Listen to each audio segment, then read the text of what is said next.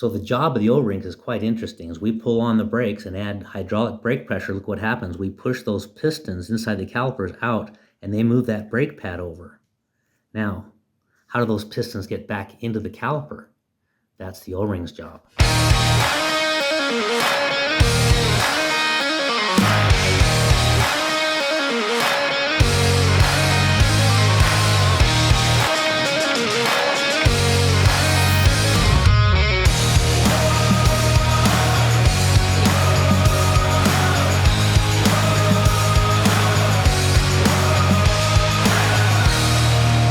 Hello riders, Nick at ChampU. Kerry Andrew is a national championship winning tuner, road racer, runs hypercycle. Years ago, I said, Kerry, is there anything that we amateur mechanics overlook, things we should take better care of? And Kerry said, yes, these.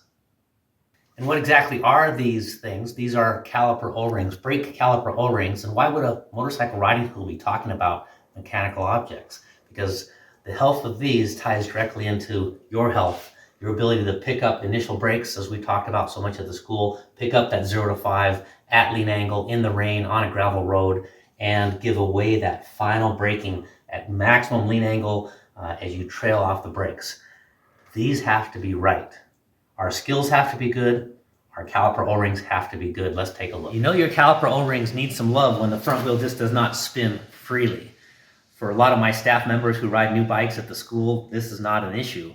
But when I mentioned it to them, I mentioned what Kerry Andrew had said. They said, wow, that's very interesting. You need to do a video on that. Because as we ride older bikes, my Armor race bike that we'll look at in just a minute, this old TZ250, you can see these caliper O-rings need replacement. So the job of the O-rings is quite interesting. As we pull on the brakes and add hydraulic brake pressure, look what happens. We push those pistons inside the calipers out and they move that brake pad over.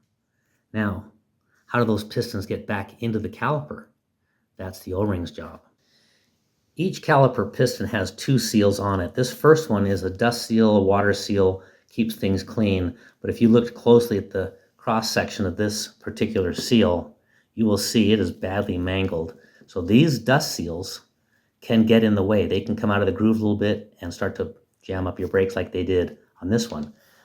This square seal is the hard worker. This is the seal that retracts the piston. So let's take a look. As we add brake pressure, we push our piston against our brake rotor. This seal, the square seal, deflects slightly. It twists in its groove. And as we let go of the brakes, that twisted seal pulls the piston back off the brakes. It's a very simple solution, but it is elegant.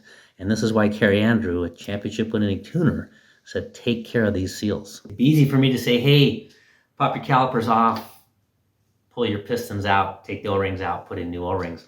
But you'd be missing some of the fun that I had with these 1992 calipers. These are R6 calipers on my FZR 600 race bike. Steve Long pulled them out of a garbage can, he says, and stuck them on. So history unknown, and they had some really messed up O-rings. I had some problems getting them apart, frankly. Getting them off is easy. You can use air pressure through the bleeder valve to pop out the first piston, maybe the second piston, but after that I could not get the pistons out. I was very lucky that these calipers have a sight hole that comes apart, but you've got to have a special Yamaha wrench for that, which I did not have. What I did have was a lock for my car lugs, and I looked at that. I thought, man, I wonder if I have anything like that. And sure enough, this car lug lock fit those, so I pulled those off. Once I pulled these off, I could get these 2 pistons out very easily, but the biggest struggle I had, riders, was the pistons down in there. No access port, you couldn't push them out. By the time you have 2 or 3 pistons out, you can't use air pressure. So I resorted to a couple things that did eventually work. My heat gun, I heated the aluminum caliper. As the aluminum expanded with heat, that loosened up the steel piston. And the second thing I did is I had a set of circlip pliers, and I took them and I bent the tips outward, and I sharpened them and I bent them outward, and I put them in and expanded them on the piston that was stuck in there. So I put them in the piston, I expanded them as hard as I could, and I pulled those out. Pulling with these circlip pliers and this heat got it apart.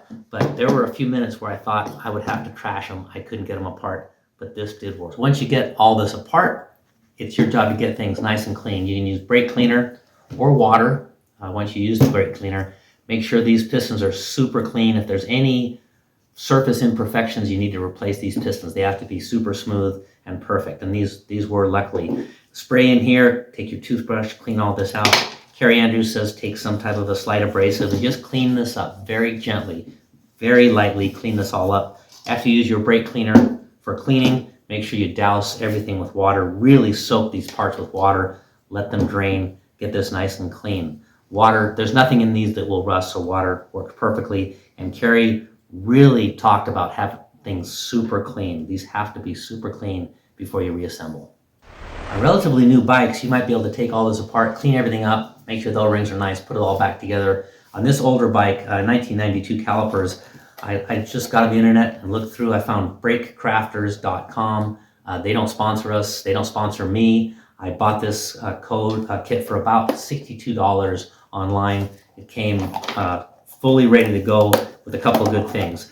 So I will rebuild my brake calipers with Brake Crafter stuff. It came with all the O-rings, of course, and it came with new bleeder nipples and covers, and it came with new washers for the brake bolts.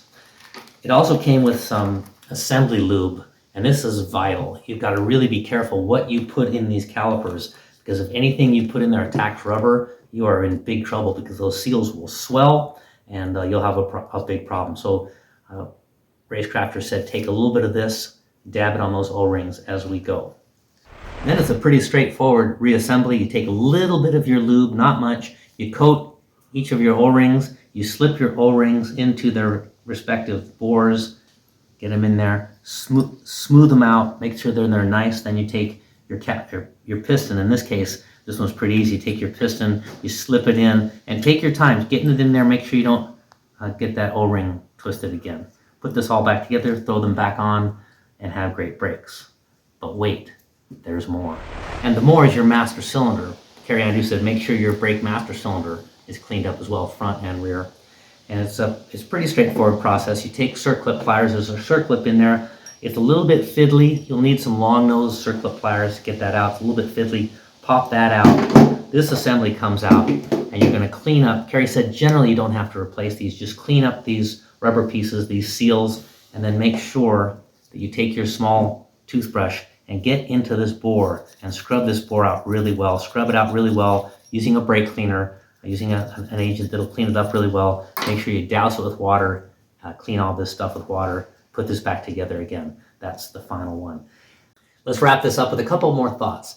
First of all, I wear rubber gloves when I work on this stuff. You don't have to, but you're basically working with poisons.